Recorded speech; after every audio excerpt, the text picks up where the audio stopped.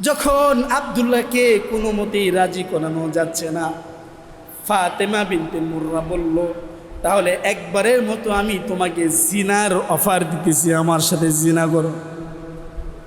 আব্দুল্লাহ বললেন, নাউজুবিল্লাহ, বিবাহের বন্ধনে তোমার সাথে আমি আবদ্ধ হইতে চাই না। জিনা তো দূর কি বাত, অনেক দূরের কথা। এই কথা যখন আব্দুল্লাহ শুনলেন, দৌড়ে চলে গেলেন।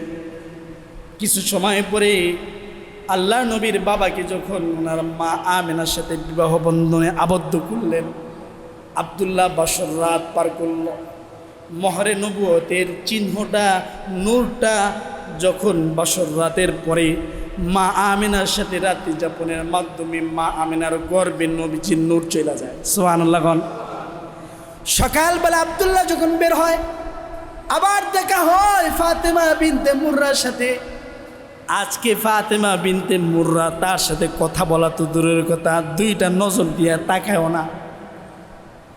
আব্দুল্লাহ বলেন, ফাতেমা রে, কালকে এতগুলো প্রস্তাব দিয়েছিল, আজকে আমার দিকে তাকাইতেছো না কেন? ফাতেমা বলল, আব্দুল্লাহ, আমার সাথে কথা বলার পর থেকে তুমি কোথায় গিয়েছিলা? কার সাথে তুমি ছিলা একটু আমাকে বলো। আব্দুল্লাহ বললেন, আজকে আমার বিয়ে হয়েছিল, আমার বাবা বিয়ে করেছে, আমার স্ত্রীর নাম হলো আমেনা।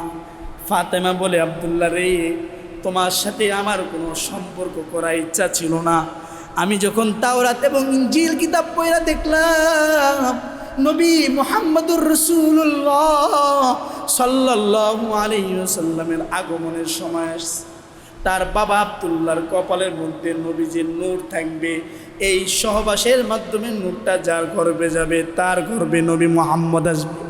তোমার চেহারার মধ্যে আমি নবীর নূর দেখার কারণে আমার বড় ইচ্ছা ছিল আমি শেষ নবীর মা হব। আমার ইচ্ছা ছিল নবী মুহাম্মদকে আমি আমার পেটের ভিতরে ধারণ করব। এই ইচ্ছার কারণে তোমাকে আমি প্রস্তাব দিয়েছিলাম, কিন্তু একটা রজনীর মাধ্যমে আজকে তোমার কপালে আর নবী মুহাম্মদের নূর দেখছি না। রবিউল আউয়াল মাস আসলে সাধারণত আমাদের মাঝে নতুন আকারে, নতুন উদ্যমে নবীজির জীবনী বলা এবং শোনার আগ্রহ সৃষ্টি হয়। কারণ এই মাসেই রসুল করিম সাল্লাল্লাহু আলাইহি ওয়াসাল্লামের জন্মগ্রহণ হয়েছিল, যার ফলে রবিউল আউয়াল মাস আসলে আমাদের দেশসহ পুরা পৃথিবীতে নবীজির জীবন চর্চা শুরু হয়, নবীজির জীবনী আলোচনা শুরু হয়। এবং যদিও পুরা বছর যাবতীয় রসুলের জীবনী আলোচনা করা হয়, তবে এই মাসে নতুনভাবে আলোচনা করার এবং শোনার একটা আগ্রহ সৃষ্টি হয়। আর নবীজির জীবনী যত বেশি আলোচনা হবে, তত বেশি আমরা রসুলকে চিনব এবং জানব। আমাদের সাথে রসুলের তত পরিচয় হবে। আর রসুলের সাথে আমাদের যত পরিচয় হবে, তত নবীজির সাথে আমাদের তত সম্পর্ক হবে। নবীজির আদর্শ মানা আমাদের জন্য তত সহজ হবে। আজকে আমাদের মাঝে রসুলের আলোচনা নাই, নবীর আলোচনা নাই, নবীর জীবনীর আলোচনা আমাদের মাঝে নাই, যার ফলে আমরা রসুলকেও চিনি না, রসুলের আদর্শ থেকেও দূরে। অত্যন্ত দুঃখ আর পরিতাপের বিষয় হইল, মুসলিম যুবক খেলোয়াড়দেরকে খুব ভালো করে চিনি, মডেলদেরকে খুব সুন্দরভাবে চিনি, নায়কদের বিভিন্ন কোয়ালিটি আছে, এই সম্পর্কে তার জ্ঞান আছে, কিন্তু নবী চিনে না। কারণ 24 ঘন্টা সে তো খেলা নিয়ে ব্যস্ত। খেলোয়াড়দেরকে নিয়ে তার আলোচনা, তার ধ্যান ধারণা খেলা নিয়া, তার মন মস্তিষ্ক সিনেমা নিয়া। এই জন্য খেলোয়াড় সে চিনে, কোন দলে কতজন খেলে জানে, খেলোয়াড়দের নামগুলো মুখস্থ আছে, কে কখন কি কীর্তি ঘটাইছে সেটাও সে জানে, কার কৃতিত্ব কতটুকু খেলার মাঝে এটাও সে জানে, কোন নায়কের ছবি করার বয়স কত এটাও সে জানে, সব কিছু সে জানে, মাগার রসুলকে সে চিনেও না, জানেও না। নবীজির আলোচনা না শোনার কারণে, নবীজির জীবনী আমাদের মাঝে না থাকার কারণে আজকে মুসলিম যুবক মিছিল দিয়া নাস্তিক হওয়ার পথে, নাস্তিক্যবাদ গ্রহণ করছে। নবীর জীবনী আলোচনা নাই, এই জন্য নবীর আদর্শ আমাদের মাঝে নাই, এই জন্য ভিন্ন পথে মুসলিম যুবক পা বাড়াইতেছে। মোহতারাম হাজরিন, এই জন্য আমাদের জন্য নবীজির জীবনী আলোচনা করা, পড়া, নবীজির জীবনী বই পুস্তকের মাধ্যমে হোক অথবা ওয়াজ নসিহতের মাধ্যমে হোক, সেমিনারের মাধ্যমে হোক, লেকচারের মাধ্যমে হোক, যেভাবেই হোক না কেন, নবীজির আদর্শগুলো আমাদের সামনে উপস্থিত থাকা, এটা নিয়ে আলোচনা করা, এটা আমাদের জন্য অনেক জরুরি। মানুষ বেঁচে থাকার জন্য পানি যেমন জরুরি, নবীর আদর্শ আমাদের সামনে থাকা এর চেয়ে বেশি জরুরি। কারণ পানি না থাকলে সর্বোচ্চ মানুষ মৃত্যুবরণ করে, আর নবীর আদর্শ না থাকলে এই মানুষের সর্বনিম্ন ক্ষতি, জাহান্নামে তার যাওয়া লাগে। মৃত্যু হইলে দুনিয়ার জিন্দিগি শেষ, আর নবীর আদর্শ না থাকলে তার জাহান্নামে চিরকাল জ্বলতে হবে। মুহতারাম হাজিরিন, এই জন্য নবীজির জীবনী আলোচনা করা, নবীর জীবন বৃত্তান্ত শোনা, এটা গুরুত্বপূর্ণ এবং ফজিলতপূর্ণ সওয়াবের কাজ। নবীর জীবনী আলোচনার মধ্যে দুইটা পাঠ আছে। একটা পাঠের নাম হলো মিলাদুন নবী, আরেকটি পাঠের নাম হইল সিরাতুন নবী। মনে থাকবে তো? মিলাদুন নবী, সিরাতুন নবী। মিলাদুন নবী সম্পর্কে কিছু ধারণা আপনারা গত সপ্তাহে পেয়েছেন। মিলাদুন নবীর শাব্দিক অর্থ আলোচনা করেছিলাম, পারিভাষিক অর্থ আলোচনা করেছিলাম, এবং কিঞ্চিত পরিমাণ মিলাদুন নবী সম্পর্কে ধারণা আমি দিয়েছিলাম। মিলাদুন নবীর পারিভাষিক অর্থ হইল রসুলের জন্ম বৃত্তান্ত আলোচনা করা, নবীজির জন্ম বৃত্তান্ত আলোচনা করা। আর সিরাতুন নবী অর্থ হইল নবীজির পুরা জিন্দিগি আলোচনা করা। মিলাদুন নবী হইল শুধু জন্মকেন্দ্রিক, আর সিরাতুন নবী হইল পুরা জীবন কেন্দ্রিক। অর্থাৎ নবীজির শৈশবকালের আলোচনা করা সিরাতুন নবী, নবীজির যৌবনকালের আলোচনা করা সিরাতুন নবী, নবীজির মক্কা জীবনী আলোচনা করা সিরাতুন নবী, নবীজির হিজরতের সময়ের আলোচনা করা সিরাতুন নবী, নবীজির মদিনার জিন্দিগি আলোচনা করা সিরাতুন নবী, নবীজির অর্থনৈতিক জিন্দিগি আলোচনা করা সিরাতুন নবী, নবীজির চরিত্র সম্পর্কে আলোচনা করা সিরাতুন নবী, নবীজি কাফেরদের সাথে কিভাবে সম্পর্ক করতেন এই ব্যাপারে আলোচনা করা সিরাতুন নবী, নবীজি পারিবারিকভাবে নবীজি কেমন ছিলেন এটা আলোচনা করাও সিরাতুন নবী, নবীজি স্ত্রীর সাথে নবীজির ব্যবহার কেমন ছিল এটার আলোচনা করাও সিরাতুন নবী। এক কথায় টোটাল নবীজির জীবনী আলোচনা করা সিরাতুন নবী। আর শুধুমাত্র নবীজির জন্মকেন্দ্রিক বিষয়গুলো আলোচনা করা হইল মিলাদুন নবী। কথা কি বুঝতে পারছেন আপনারা? এই যে দুইটা বিষয় সিরাতুন নবী, মিলাদুন নবী, এই দুইটা বিষয়ের একটা আলোচনাও সওয়াবের কাজ, কিন্তু পালন করার কিছু নাই।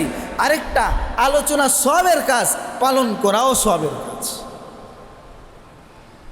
মিলাদুন নবী আলোচনা করলে, নবীজির জীবন বৃত্তান্ত আলোচনা করলে সওয়াব হয়, সওয়াব হবে, এটা ফজিলতের কাজ। কিন্তু মিলাদুন নবী পালন করার কিছু নাই। মিলাদুন্নবী পালন করা যায় না, মিলাদুন্নবীর আলোচনা করা যায়, নবীজির জন্ম বৃত্তান্ত আলোচনা করা যায়, কিন্তু মিলাদুন্নবী পালন করা যায় না। পালন করলে কি করতে হবে গত সপ্তাহে বলেছিলাম, রসুল তার জন্মগ্রহণ উপলক্ষে রোজা রাখতেন সোমবারে। সাহাবায়ে কেরাম নবীজির এই আমল দেখা সোমবারে রোজা রাখতেন। আমরাও যদি কেউ আমল করতে চাই সর্বোচ্চ রোজাই রাখতে পারবো, এর বাহিরে মিলাদুন্নবী পালন করার কিছুই নাই। কিন্তু সিরাতুন্নবী যে অপর একটা পাঠ আছে, অর্থাৎ রসুলের জীবন বৃত্তান্ত আলোচনা করা, এটা আলোচনাও সওয়াবের কাজ, এটা পালন করাও সওয়াবের কাজ। আলোচনাও সওয়াবের কাজ, পালন করাও সওয়াবের কাজ। কারণ আমরা যখন রসুলের যৌবনকালের সম্পর্কে আলোচনা করব, এটা যেমন সওয়াবের কাজ, নবীজির যৌবনকালে কি কি পদক্ষেপ ইসলামের জন্য নিয়েছেন, কি কি ভালো কাজ নবীজি করেছেন সামাজিকভাবে, এগুলো আমরা আমাদের বাস্তব জীবনে পরিণত করে আমলও আমরা করতে পারবো। তার মানে সিরাতুন্নবী আলোচনাও সওয়াবের কাজ, সিরাতুন্নবী আমল করাও সওয়াবের কাজ, সিরাতুন্নবী আলোচনাও সওয়াবের কাজ, সিরাতুন্নবী পালন করাও সওয়াবের কাজ। কথা কি আমরা বুঝতে পারছি? কিন্তু বাস্তব আমাদের সমাজে বা দেশে অথবা বাস্তবে আমাদের রূপ কি? মিলাদুন্নবী পালন করার লাইগা আমরা ব্যানার করি, মিলাদুন্নবী পালন করার লাইগা যেটা পালন করা যায় না ওইটা পালন করার জন্য মিছিল করি, মিলাদুন্নবী পালন করার জন্য মসজিদ সাজায়, মিলাদুন্নবী পালন করার জন্য তবরকের ব্যবস্থা করে, মিলাদুন্নবী পালন করার জন্য মিলাদ পড়ায়। কিন্তু যেটা পালন করার কথা না ওইটা পালন করে, আর যেটা পালন করা দরকার সিরাতুন্নবী, ওটার আলোচনাও নাই, ওটার আমলও নাই, প্র্যাকটিক্যাল আমলও নাই, বাস্তবে আমল নাই। ঠিক কিনা বলেন? যেটা আমলের দরকার ওইটা ছেড়ে দিয়েছি, যেটা বর্জনের দরকার ওইটা ধরে বসেছি। তাহলে হেদায়েতের রাস্তা হইলে একদিকে, হেদায়েত খুঁজতেছে অন্ধকারের দিকে, সঠিক পথ হলে একদিকে, ইসলাম রাস্তা বাতলিয়ে দিয়েছে একদিকে, আর আমরা জান্নাতের যাওয়ার উল্টা পথে আমরা সামনে অগ্রসর হইতেছি। ঠিক কিনা বলেন? মুহতারাম হাজিরিন, আমি যেটা আপনাদের সামনে এত সময় পর্যন্ত উপস্থাপন করলাম যে রসুলের দুইটা দিক আছে, একটা হলো মিলাদুন্নবী আর একটি হলো সিরাতুন্নবী।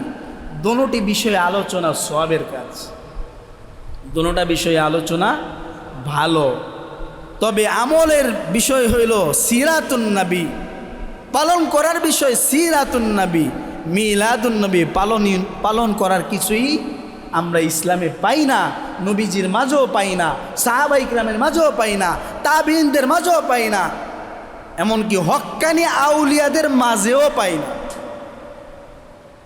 কইবেন যে হুজুর অমুক পীরে করে, যেই পীরে করে সে হক্কানি না, যেই পীরে করে সে আল্লাহওয়ালা না, কারণ ইসলামের বাইরে কোনো আমল করলে সে আল্লাহওয়ালা হইতে পারে না। কথা বলেন ঠিক কিনা? কোনো আল্লাহওয়ালা হইতে হইলে তো ফরজ তো দূরের কথা, ওয়াজিব তো দূরের কথা, সুন্নত তো দূরের কথা, একটা নফলও যার থেকে ছুটে না সে হইল আল্লাহওয়ালা। একটা বেদাতি কাজ যে করে না সে হইল আল্লাহওয়ালা। যে ইসলামে কোনো আমল নাই সেটাকে ইসলাম বলে চালিয়ে দেয়, সে কিসের আল্লাহওয়ালা? সে বন্ড রায়। ঠিক কিনা বলেন? মুহতারাম হাজিরিন, আমরা আলোচনা করেছিলাম গত সপ্তাহে যে রসুল করিম সাল্লাল্লাহু আলাইহি ওয়াসাল্লাম পৃথিবীতে আগমন করার পূর্বে যে সময়টা অতিবাহিত হয়েছিল, অত্যন্ত বর্বরতার যুগ, জুলুমের যুগ, গুনাহের পরিবেশের যুগ, ওই যুগটাকে বলা হয় আইয়ামে জাহিলিয়াত। হজরত ঈসা আলাইহিস সালাতু ওয়াস সালামকে আল্লাহ তাআলা আসমানে উঠিয়ে নেওয়ার পরে আমাদের নবীজি জন্মগ্রহণ করার আগ পর্যন্ত মাঝখানের সময়টা ছিল 571 বছর। 571 বছর।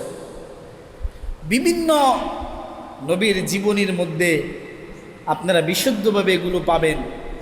বিশেষ করে গ্রহণযোগ্য একটা সিরাতের নাম হইল আর রহিকুল মাখতুম নাম শুনেছেন হয়তোবা। পুরা পৃথিবীতে সিরাত গ্রন্থ যেগুলো আছে এগুলো বিশুদ্ধ কোনগুলো একটা প্রতিযোগিতা হয়েছিল। এই প্রতিযোগিতার মধ্যে কয়েক বছর আগে 1 নাম্বার হয়েছিল আর রহিকুল মাখতুম নামের একটা সিরাত গ্রন্থ আমার কাছে আছে। এই গ্রন্থ আমি আসার পূর্বেও ওইটা পড়ে আসছি যে নবীজি সাল্লাল্লাহু আলাইহি ওয়াসাল্লামের জন্মগ্রহণের পূর্বে হযরত ঈসা আলাইহিস সালামের আসমানে উঠিয়ে নেওয়ার পরে মধ্যবর্তী সময়টা ছিল 571 বছর। এই সময়টা ছিল দাওয়াতবিহীন এক যুগ। ইসলামের আলো এই সময়ে ছিল না, যার ফলে মানুষ গুনাহের পরিধি এত বেশি পরিমাণ ছিল যে তারা গুনাহ করতে করতে বর্বরতার যুগে রূপান্তরিত করেছিল। মানুষগুলো মূর্তি পূজার মুখী হয়েছিল। কিন্তু এর বিপরীত কিছু মানুষ এমনও ছিল যারা আসমানি কিতাবের অনুসারী ছিল। বিশেষ করে হযরত মুসা আলাইহিস সালামের তাওরাত কিতাব এবং হযরত ঈসা আলাইহিস সালামের ইনজিল কিতাব, এই 2 কিতাবের অনুসারী মানুষও ছিল। কিন্তু নবী না থাকার কারণে এই অনুসারীরা তাদের এই আসমানি কিতাবগুলো যেই নির্দেশ তাদের কাছে অপছন্দনীয় ছিল ওইটা তারা লাল কালি দিয়ে কেটে দিয়েছে, আর যেটা তাদের কাছে পছন্দ ওইটা তারা কিতাবে রেখে দিয়েছে। আবার নতুন আকারে কোনো বিষয় তাদের মনোতুষ্ট হইলে কিতাবের মধ্যে আবার নিজেরাই কলম দিয়া ওই নতুন বিষয়টাকে লিখে দিয়েছে। তার মানে তারা নিজ হাতে নিজেদের কিতাবগুলো পরিবর্তন করে দিয়েছে। বিকৃত এক ধর্মে তারা রূপান্তরিত করেছিল। বলতে পারেন হুজুর, আসমানি কিতাব তারা কোন সাহসে এরকম পরিবর্তন করল? উত্তর হইল, আসমানি কিতাব যদিও ইনজিল আর তাওরাত এগুলো সংরক্ষণ আর হেফাজতের জিম্মাদারি আল্লাহ নেন নাই, কিন্তু আমাদেরকে আল্লাহ যে কিতাব দান করছেন কোরআনুল কারীম, এটার হেফাজত সংরক্ষণের দায়িত্ব স্বয়ং আল্লাহ নিজে নিয়েছে। সুবহানাল্লাহ।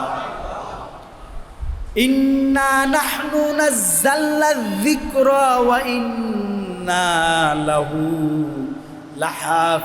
লাহাফিযুন।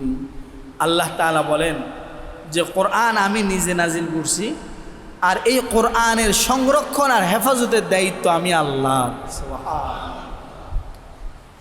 আপনারা যদি খেয়াল করেন, আমেরিকা থেকে একটা কোরআন শরীফ নেবেন, সৌদি থেকে একটা কোরআন শরীফ নেবেন, আবার আফ্রিকা থেকে একটা কোরআন শরীফ নেবেন, বাংলাদেশ থেকে একটা কোরআন শরীফ নেবেন, পুরা পৃথিবী থেকে এক একটা কোরআন শরীফ নিয়ে আপনি আয়াত তো দূরের কথা, সূরা তো দূরের কথা, হরফ তো দূরের কথা, জবর জেদ দূরের কথা, একটা নক্তার বেশ কম পাইবেন না। কারণ এ কোরআনুল কারীমকে হেফাজতের দায়িত্ব নিয়েছেন কে? জোরে বলেন, আল্লাহ দায়িত্ব নিয়েছেন। পুরা পৃথিবীর মানুষ যদি কোরআনকে পুরিয়েও দেয়, সমুদ্রে বাসিও দেয়, আলহামদুলিল্লাহ আমরা যারা কোরআনের হাফেজ আছি, আমরা সেকেন্ডে সেকেন্ডে হাজার হাজার কোরআনের কপি আমরা বের করতে পারবো ইনশাআল্লাহ। কারণ আমাদের সিনায় আল্লাহ এই কোরআন গেঁথে দিয়েছে। কোরআনের হাফেজ যারা নিজেদের যোগ্যতার কারণে তারা হেফজ করতে পারে না, আল্লাহ আমাকেও হাফেজ বানাইছেন আলহামদুলিল্লাহ। আমি ওই কথা বলি, এটা আমার কোনো ক্রেডিট আর কৃতিত্ব না। সিনার মধ্যে যে আল্লাহ রেখেছেন এটা আল্লাহর দয়া, আল্লাহ ফু দিয়া ডাইলা দিচ্ছেন, আর কিছুই না। পৃথিবীর একটা চটি বই মানুষ মুখস্থ করতে অবস্থা খারাপ হয়ে যায়, অথচ কোরআনুল কারীমের ৬,২৬৪টা আয়াত, এত বড় কালামুল্লাহ, এটা আল্লাহ সিনার ভিতরে সংরক্ষণ করে রাখেন। বছরকে বছর তারাবি পড়ানো হইতেছে, দিনকে দিন তেলাওয়াত হইতেছে। যেখান থেকে জিজ্ঞাসা করে কোরআনে হাফেজ, সেখান থেকেই তেলাওয়াত শুরু করে দেয়। নিঃসন্দেহে এটা আল্লাহর দয়া আর ভালোবাসা ব্যতীত অন্য কিছুই না। মুহতারাম হাজিরিন, তো ইহুদি এবং খ্রিস্টান ধর্মের এই গ্রন্থগুলো বিকৃত হয়েছিল। মানুষ যখন বর্বরতার যুগে পরিণত হয়েছে, আল্লাহ তাআলা নতুন নবী প্রেরণের ইচ্ছা পোষণ করলেন। এই নবীকে আল্লাহ পাঠাইবেন মক্কার বাইতুল্লাহর জিম্মাদারিতে যিনি মুতাওয়াল্লি আছেন, খাদ আব্দুল মুত্তালিব। এই খাদ আব্দুল মুত্তালিবের ঘরে তার সন্তানের মাধ্যমে আল্লাহ এই বিশ্ব নবীকে প্রেরণ করবেন। সুবহানাল্লাহ। কাবা শরীফের মুতাওয়াল্লি তখন ছিলেন খাদ আব্দুল মুত্তালিব, নবীজির দাদা। ওনার একে একে 10টা সন্তান হয়। খাদ আব্দুল মুত্তালিব আল্লাহকে বললেন, আল্লাহ আমি একটা মান্যত করলাম, আমার এই 10 সন্তান যদি সুস্থতার সাথে যুবক বয়সে পরিণত হয় তাহলে আমি এই 10 জনে একজনকে তোমার রাস্তায় কোরবানি করব। মান্যত পূরণ হয়ে গেছে। আল্লাহ 10টা সন্তান দান করছেন, 10 জন যুবক। চিন্তা করলেন এখন তো মান্যত পূরণ করার সময়, তো আমার কোন সন্তানকে আমি আল্লাহর রাস্তায় কোরবানি করব? লটারি হোক। লটারি করল, লটারিতে নাম উঠল ছোট্ট সন্তান, সবার ছোট যিনি, নবীজির বাবা আব্দুল্লাহর নাম। আর নবীজির দাদা আব্দুল মুত্তালিব নবীজির বাবাকে সবচেয়ে বেশি ভালোবাসতেন, কারণ ছোট সন্তানকে তো সবাই বেশি মহব্বত করে, বড়দের তুলনায় ছোটদেরকে সবাই বেশি ভালোবাসে। কারণ বাবা মার একটা সাহস থাকে, হয়তো বড় হয়ে গেছে, ওর নিজের বুঝ ওর ভিতরে আছে, কিন্তু ছোট্ট যে ওর ভিতরে তো কম বুঝ, হয়তো আমাদের আদর কম পেয়েছি, এমন একটা ধারণা বাবা মার মাঝে থাকে। তো আব্দুল মুত্তালিবের সবচেয়ে প্রিয় সন্তান ছিল নবীজির বাবা আব্দুল্লাহ। 10 সন্তানের মাঝে কোরবানি করার লটারির মধ্যে আব্দুল্লাহর নামটাই বারবার আসে। যখনই নবীজির বাবার নাম আসে সবাই পেরেশান হয়ে যায়, কারণ সবাই তো জানে নবীজির বাবা আব্দুল্লাহকে নবীজির দাদা আব্দুল মুত্তালিব সহ পুরা এই হাশিম বংশের সবাই ভালোবাসে, কুরাইশ বংশের সবাই মহব্বত করে। যখন বারবার লটারির পরেও দেখলো যে আব্দুল্লাহর নামটাই আসে, তখন নিয়ত করলো আব্দুল্লাহকে আল্লাহর রাস্তায় কোরবানি করবে, জবাই দিবে। তো আরবের সেই কুরাইশ বংশের মুরব্বী যারা ছিল তারা একটা পরামর্শ দিল, দেখেন আব্দুল্লাহকে কোরবানি না দিয়ে আবার একটা লটারি দেন, আব্দুল্লাহকে এক পাশে রাখেন, 10টা উট আরেক পাশে রাখেন। এবার দেখেন লটারি যদি উটের গায়ে পড়ে তাহলে আব্দুল্লাহর পরিবর্তে আব্দুল্লাহর বদলে সদকা হিসাবে আপনি উটগুলো জবাই দিয়ে দেন, তারপর আব্দুল্লাহরে দিয়েন না। তো নতুন করে লটারি শুরু করলো, নবীজির বাবা আব্দুল্লাহর নাম আর 10টা উটের নাম। লটারি দিল, দেখে আব্দুল্লাহর নামই উঠে, 10-এর জায়গায় 20টা উট দিল, আব্দুল্লাহর নামই উঠে।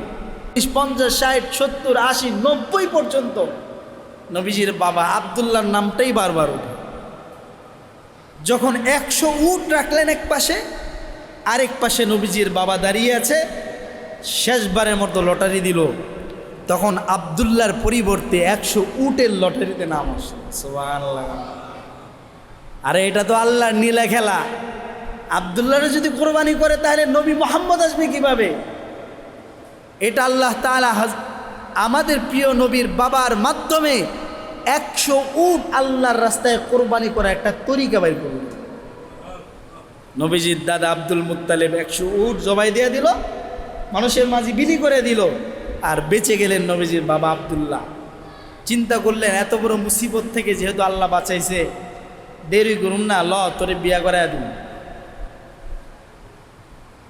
আগের দিনে তো বাবা মা বললে সন্তান বিবাহের কথা রাজি হইত, তারপরও লজ্জা পাইত, পুরুষরাও লজ্জা পাইত, ছেলেরাও।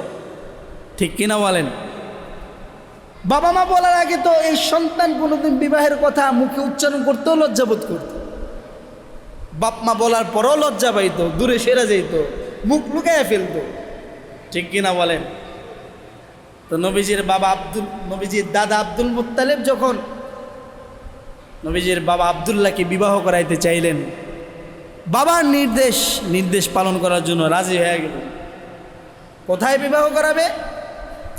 মক্কা এবং মদিনার মধ্যবর্তী একটা জায়গা, আব্দুল মুত্তালিবের বন্ধুর মেয়েটার নাম আমেনা। জানতে পেরেছে অত্যন্ত দিনদার, গুণবতী, রূপসী এবং খুব ধার্মিক। এই মেয়েকে নির্বাচন করলেন যে আব্দুল্লাহকে বিয়ে করাবো। একদল নেওয়া যায় নাই, মাত্র 2 জন বরযাত্রী, নবীজির দাদা আর নবীজির বাবা, আব্দুল মুত্তালেব এবং আব্দুল্লাহ 2 জন বিয়ে করার জন্য রেডি হইলেন এবং রওনা হইলেন।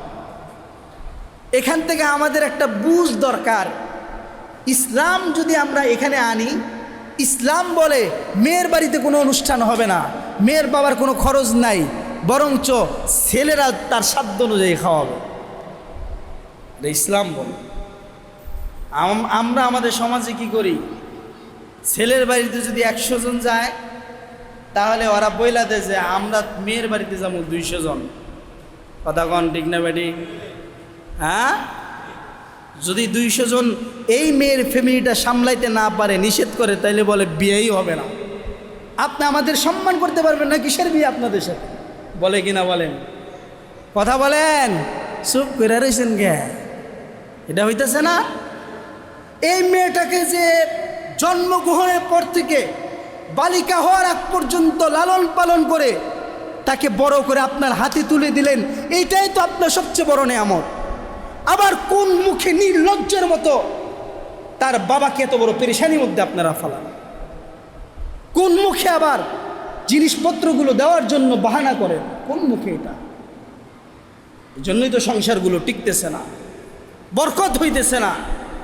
কারণ জুলুম কইরা, যদিও মেয়ের বাবাটা কিছু বলে না, কিন্তু কলিজা ফাইটা যায়, বুক চিরে যায় যে আমি আমার মেয়েকেও দিলাম, আবার লোন নিয়ে এখন বিয়েটাও করার লাগতেছে, জিনিসপত্রগুলো লোন নিয়ে হাওলাত করে দেওয়া লাগতেছে। তার মানে মেয়ে জন্ম দিয়া বিপদে পড়ছে। এই মেয়ে জন্ম দিয়া বিপদে পড়ছে। আপনাদের প্রতি আমার একটা আবেদন, যেই ছেলে বিনা শর্তে বিয়ে করব তারে দিবেন, রিক্সাওয়ালা হইলেও তার কাছেই দিবেন, শান্তি পাইবেন, তার কাছে দিবেন। হারামে আরাম নাই, আপনাকে পেরেশানি বিয়ের শুরুতেই দিবে, তাহলে বিয়ের পরে আপনাকে খুব সম্মানের সাথে রাখবে। বিয়ের পরে আপনার মেয়েকে আরও জুলুম করবে, বিয়ের পরে আপনার মেয়ের উপর আরও নির্যাতন করবে। ঠিক কিনা কথা বলেন? আলহামদুলিল্লাহ, আমার ফ্যামিলি, আল্লামা মামুনুল হক দামাত বারাকাতুহুর নানার বংশের আমার ওয়াইফ, ওরা 5টা বোন, 5 জন কোরআনের হাফেজ।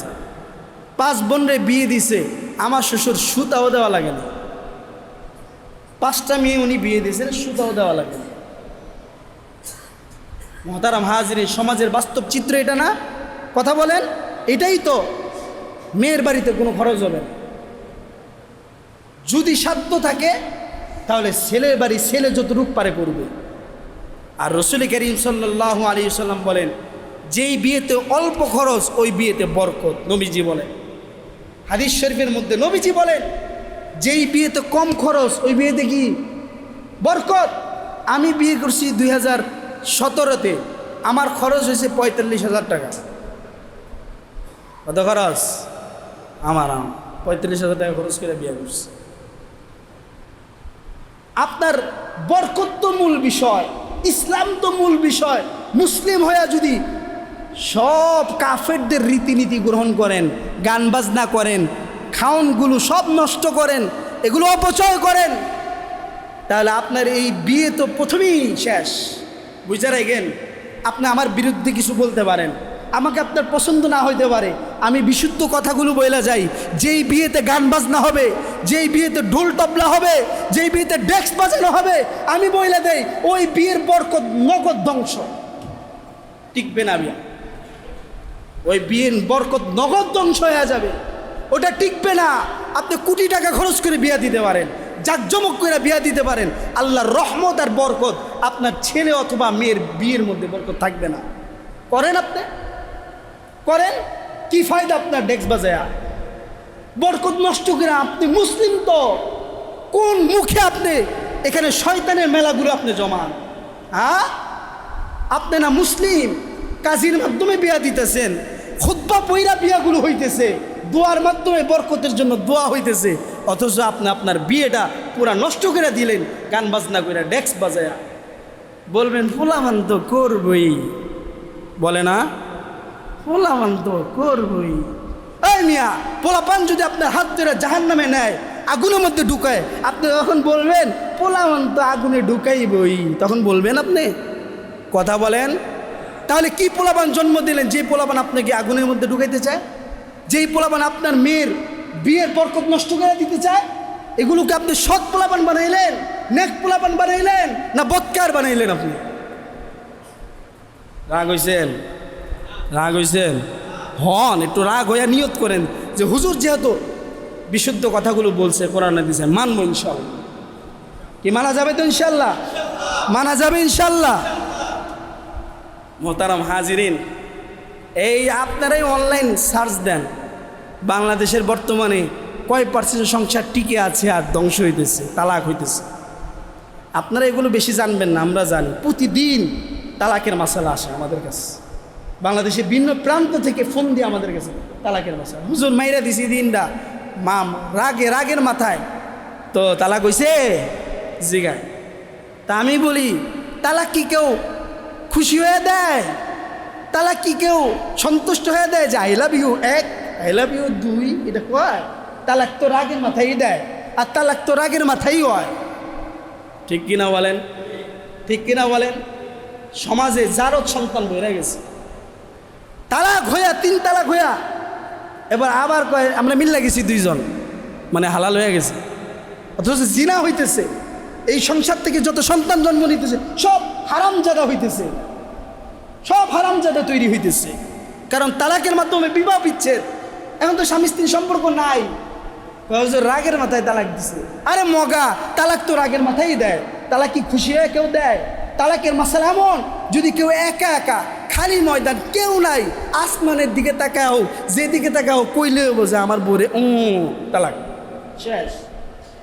শেষ, ফোনে বললেও শেষ, বিদেশ থেকে বললেও শেষ, বউ সামনে না থাকলেও শেষ, কেউ উপস্থিত না থাকলেও শেষ, সাক্ষী ছাড়া বললেও শেষ। এটা হলো তালাক।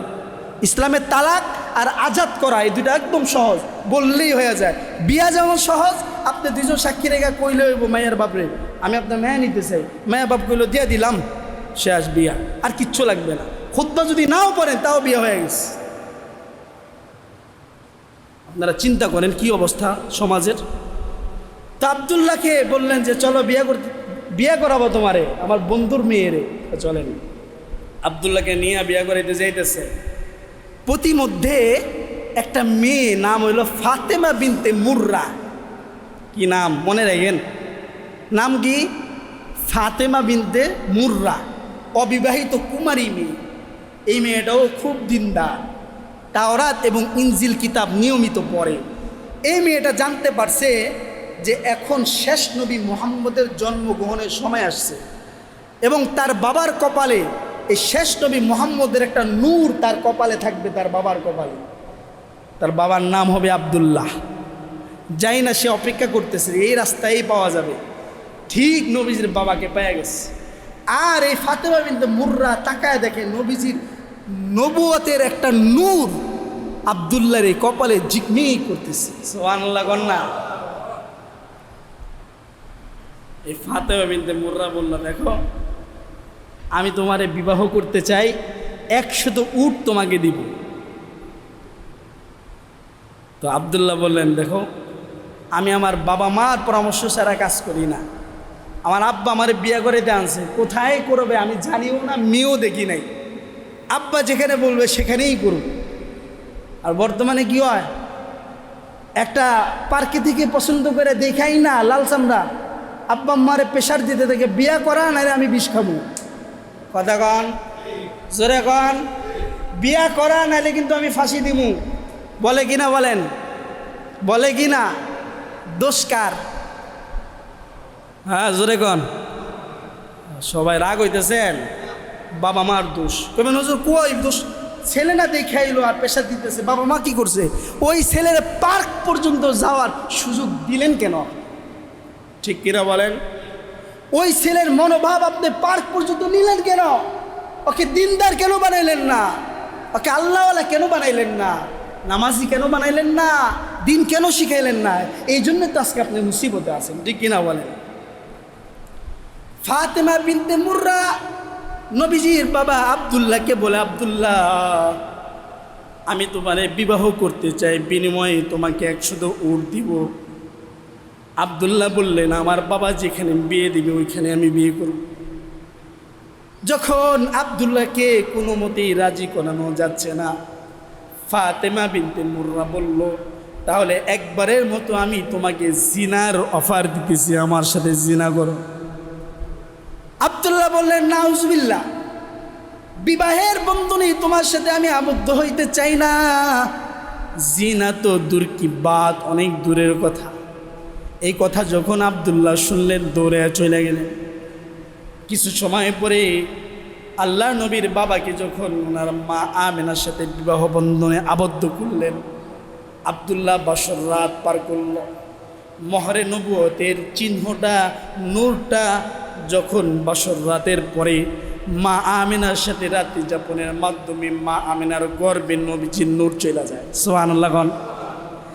সকালবেলা আব্দুল্লাহ যখন বের হয়, আবার দেখা হয় ফাতেমা বিনতে মুর্রার সাথে। আজকে ফাতেমা বিনতে মুর্রা তার সাথে কথা বলা তো দূরের কথা, দুইটা নজর দিয়ে তাকায়ও না। আব্দুল্লাহ বলেন, ফাতেমা রে, কালকে এতগুলো প্রস্তাব দিয়েছিল, আজকে আমার দিকে তাকাইতেছো না কেন? ফাতেমা বলল, আব্দুল্লাহ, আমার সাথে কথা বলার পর থেকে তুমি কোথায় গিয়েছিলা? কার সাথে তুমি ছিলা একটু আমাকে বলো। আব্দুল্লাহ বললেন, আজকেই আমার বিয়ে হয়েছিল, আমার বাবা বিয়ে করেছে, আমার স্ত্রীর নাম হলো আমেনা।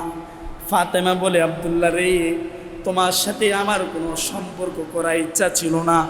আমি যখন তাওরাত এবং ইনজিল কিতাব পড়া দেখলাম, নবী মুহাম্মদুর রাসূলুল্লাহ সাল্লাল্লাহু আলাইহি ওয়াসাল্লামের আগমনের সময় আসছে, তার বাবা আব্দুল্লাহর কপালের মধ্যে নবীজির নূর থাকবে। এই সহবাসের মাধ্যমে নূরটা যার গর্ভে যাবে, তার গর্ভে নবী মুহাম্মদ আসবে। তোমার চেহারার মধ্যে আমি নবীর নূর দেখার কারণে আমার বড় ইচ্ছা ছিল আমি শেষ নবীর মা হব। আমার ইচ্ছা ছিল নবী মুহাম্মদকে আমি আমার পেটের ভিতরে ধারণ করব।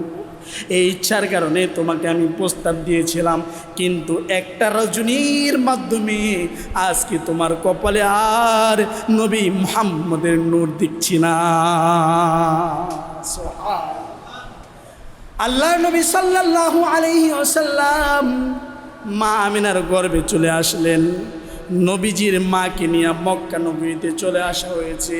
আল্লাহর নবীর বাবা আব্দুল্লাহ গিয়েছিলেন সিরিয়ায় ব্যবসা করার জন্য।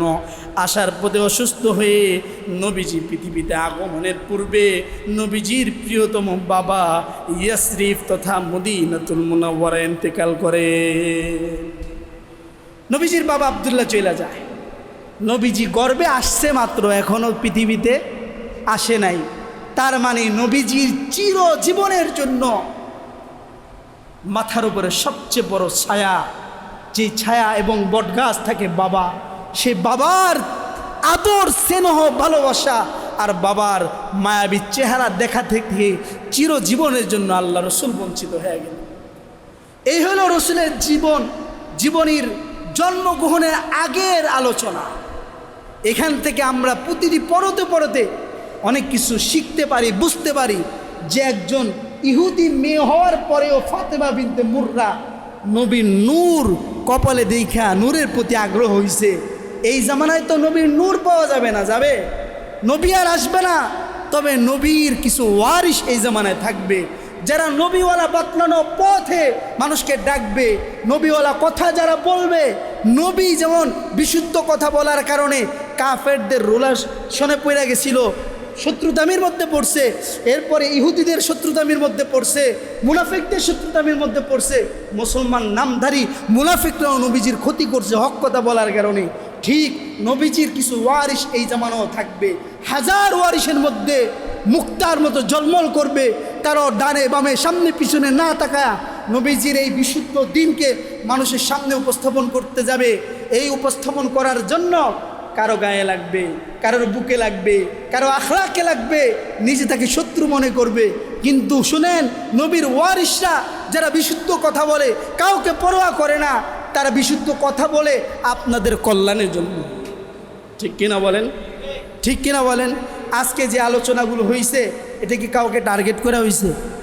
কথা বলেন, নাকি বিশুদ্ধ কথাগুলো হয়েছে? এখান থেকে যদি আমরা শিখতে পারি, আমল করতে পারি, বৈবাহিক সম্পর্কগুলো যদি ইসলাম অনুযায়ী হয়, নামাজটা পড়ার জন্য তো আপনি ইমাম সাহেবের কাছে জিজ্ঞেস করেন কেমনে পড়বেন, কথা কন, ঠিক না? বিবাহের ফাংশন যখন আসে, হুজুরের দাওয়াত দেয়, হুজুর কালিমাটা পড়ায় বিয়া পড়ায় দিন। কি দাওয়াত দেয়? হুজুর বিয়েটা পরে আইসেন। এটা কইতে পারেন না হুজুর বিয়ে পরামর্শ তো ইসলাম, ইসলাম অনুযায়ী সব করতে হবে। তো আমি কিভাবে কি করবো হুজুর, পরামর্শ দেন, কথা বলেন। এটা বলতে পারেন না? বুকে হাত দিয়ে এতটুকু বলতে পারি, সমাজের বুদ্ধিমান যারা, তাদের চাইতে একজন ইমামের জ্ঞান, ইসলামী জ্ঞান কম না বেশি? কথা বলেন। তাহলে আপনি বিবাহটা কি ইসলামের মাধ্যমে দিতে চান না খ্রিস্টানদের মাধ্যমে? জোরে কন। তাহলে ইসলামের মাধ্যমে বিয়ে দিতে হইলে তো আপনি ইমাম সাহেবের কাছে জিজ্ঞাসা করে দেওয়া উচিত। কথা বলেন। খ্রিস্টানরাও লাইটিং করে, আপনিও লাইটিং করতেছেন। খ্রিস্টানরাও কি বলে এই ডেস্ক বাজাইতেছে, গান করতেছে, আপনিও ডেস্ক বাজাইতেছেন। তো আপনার মাঝে ওদের মাঝে পার্থক্য কোনটা? কোনটা পার্থক্য বলেন? ওরাও খাবার অপচয় করে, আপনিও অপচয় করতেছে, তাহলে পার্থক্য কোনটা? মোহতারাম হাজিরিন, হাতে হাত ধরি, পায়ে ধরি হাত দিয়া, ইসলামের বাইরে মুসলমান হিসেবে কোনো কাজ করা আমাদের জন্য উচিত হবে না। আল্লাহ তাআলা আমাদের সকলকে মুখতাসার এই কথাগুলো পরিপূর্ণ অনুধাবন এবং বুঝা আমল করার তৌফিক দান করেন। সকলে বলেন আমিন। ওয়া আখিরু দাওয়ানা আলহামদুলিল্লাহি রাব্বিল আলামিন।